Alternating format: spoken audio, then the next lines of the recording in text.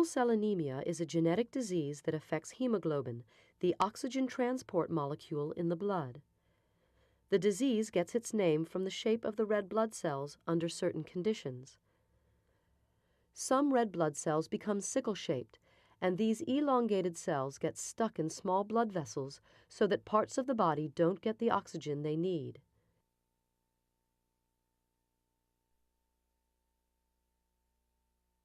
Sickle cell anemia is caused by a single code letter change in the DNA.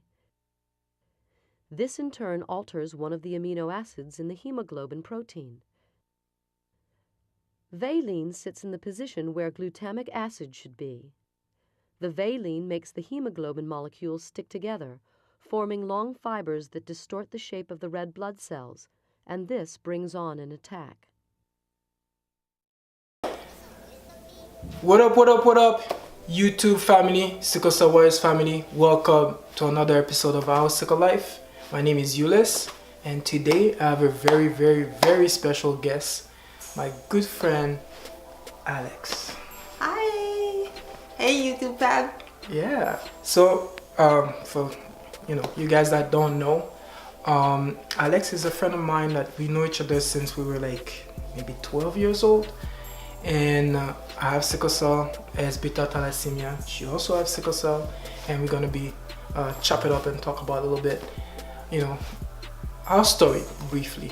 All right. So, Alex, introduce yourself to the world and let them know a little bit about yourself. Okay. Well, my name is Alexandra, and I'm Canadian. I live in Montreal, and we actually met in the hospital. Yeah. We were in the hospital, and I have a funny story about that. Yeah. That's funny because I was kind of shy, and I remember I was in a room. I was in a room with maybe 4 or 5. The kids. It's a ward where there was like 4 different people in 4 different beds. Yeah. Yeah.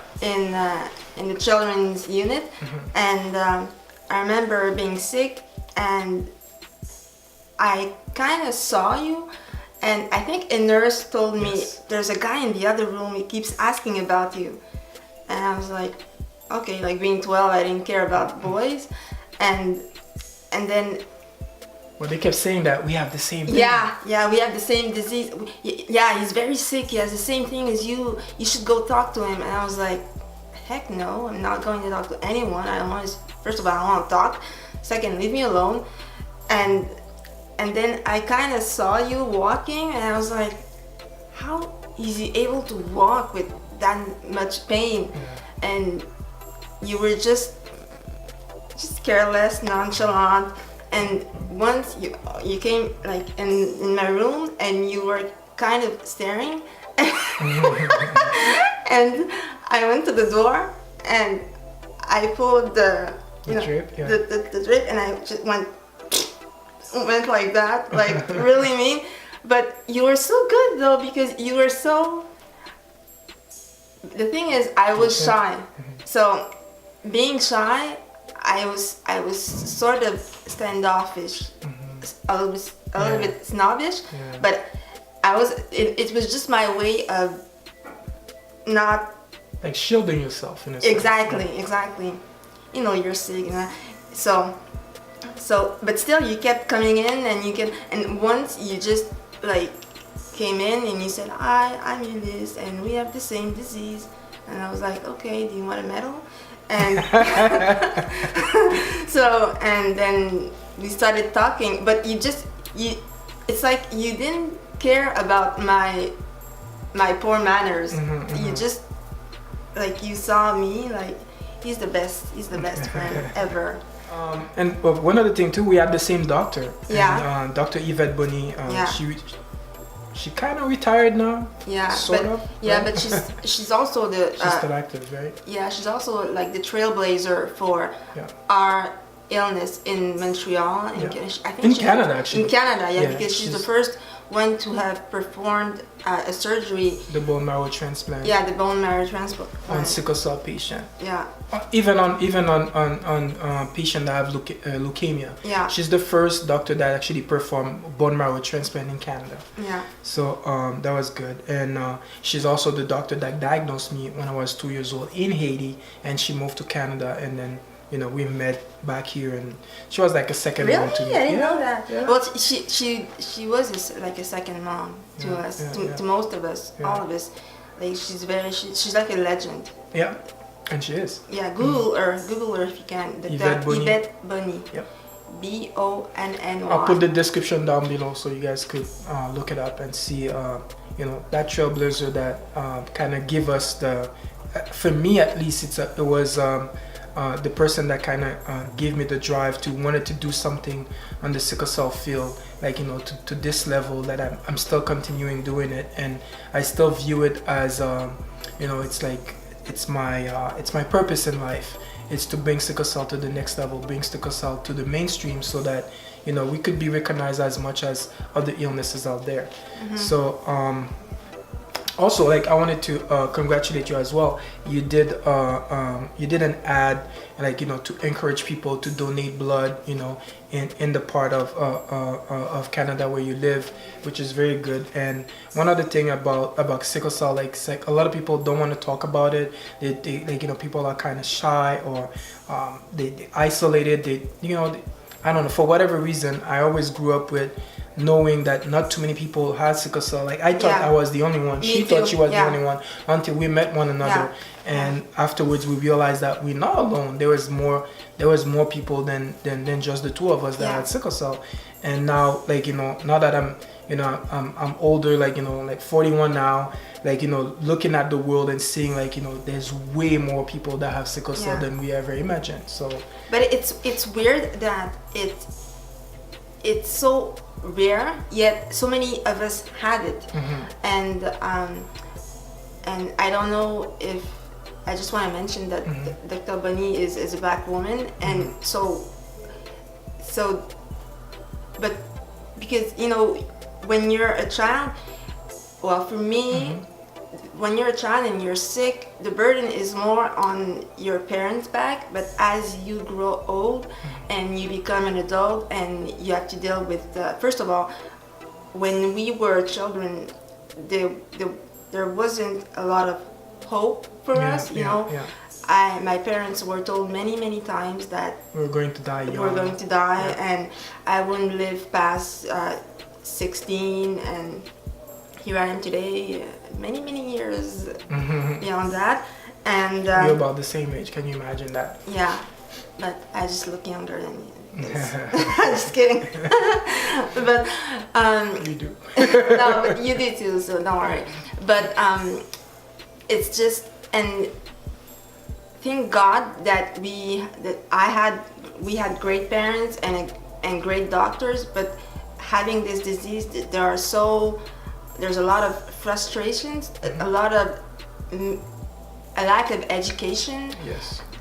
Especially in Canada, because Canada is, the star of Canada is not, maybe I say Canada, but elsewhere also, is cancer. So if you don't have cancer, well, you don't really matter. Sickle cell is a chronic illness, and it's very debilitating. You can't survive. It can be done.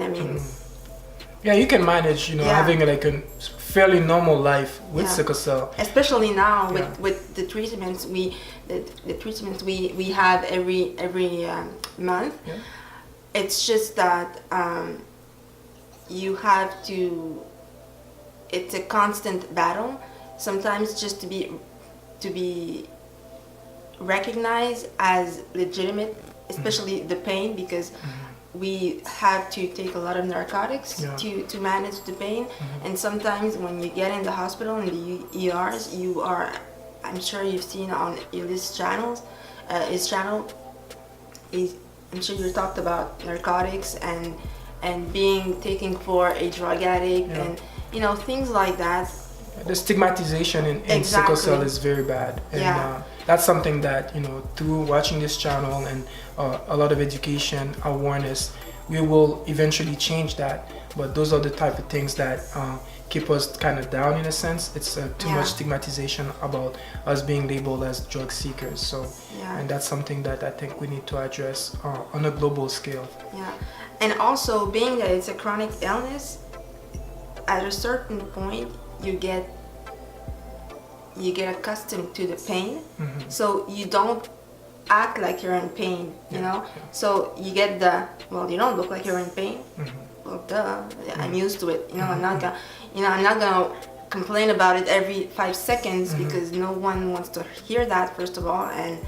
And by the way, I'm so proud of you. I'm so proud of the work you're doing to bring awareness, and I'm so proud of being your sister, your friend, and because it's hard out here for a pimp. Yes, it is. You're right. Well said. No, but I mean, but yeah, it's. And also, I have to mention that, I'm happy, just to have this moment that I can actually have a sit down with you. But, there's a lot of our friends. I didn't know we're going to be on camera, 'cause obviously. There's a lot of our friends that we lost to this battle.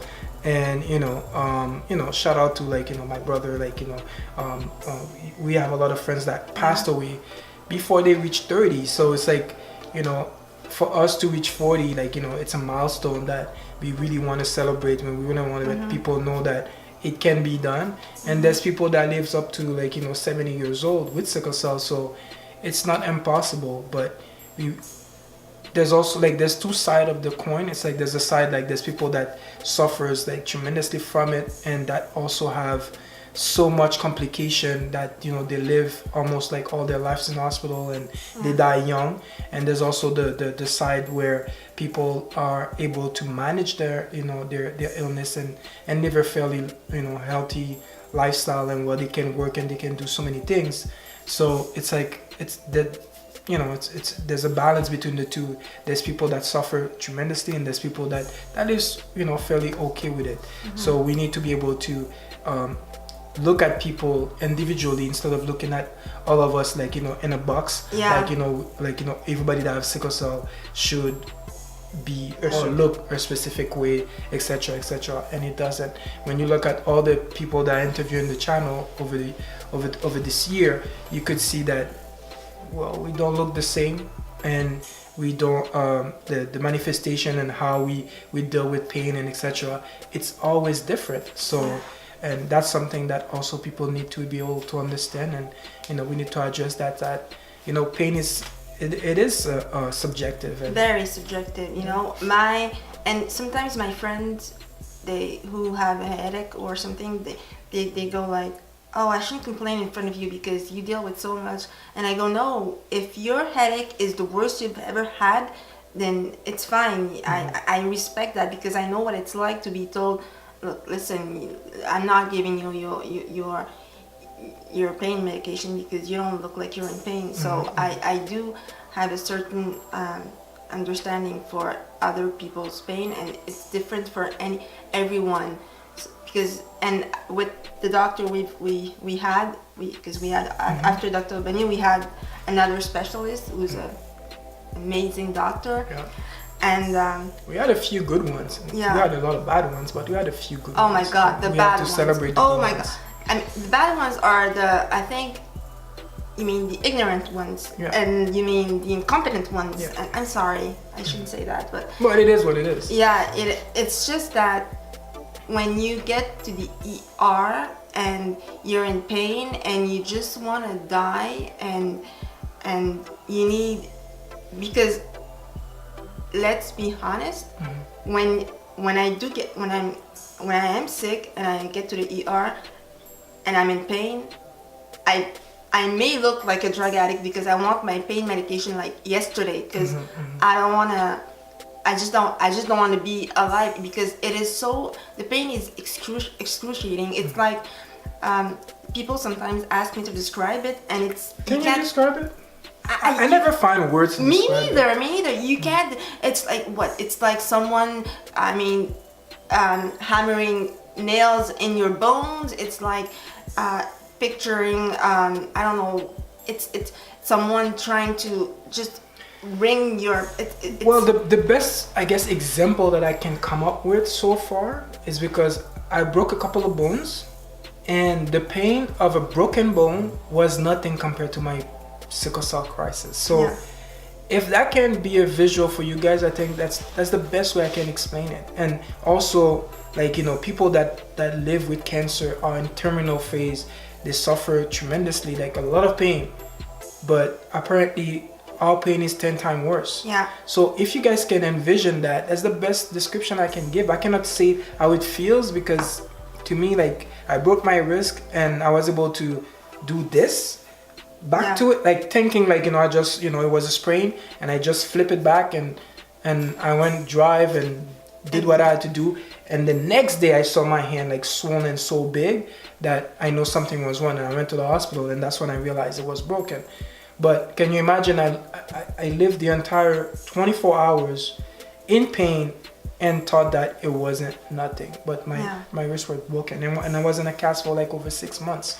So that's just an example. Like, I had car accidents, like 3 different car accidents, and the pain that I experienced from a car accident, it's not as bad to me.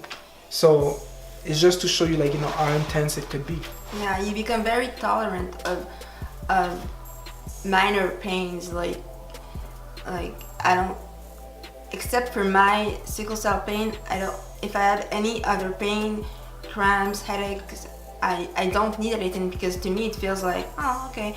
And even I remember, Toothache. yeah, I see people say, like, you know, toothache is the worst the worst. Yeah, pain I've that had you can ever toothaches, experience. but It's bad, it is bad, but yeah, nothing for compared us, to what yeah. we've been through. And imagine when you have to go through intense pain like that for days, weeks, and months. Sometimes I was hospitalized for 3 months, 4 months, 6 months, and even I remember once telling a doctor, "Oh, I'm afraid of getting. I don't want to deal with the pain of giving birth," and he said, "Don't worry.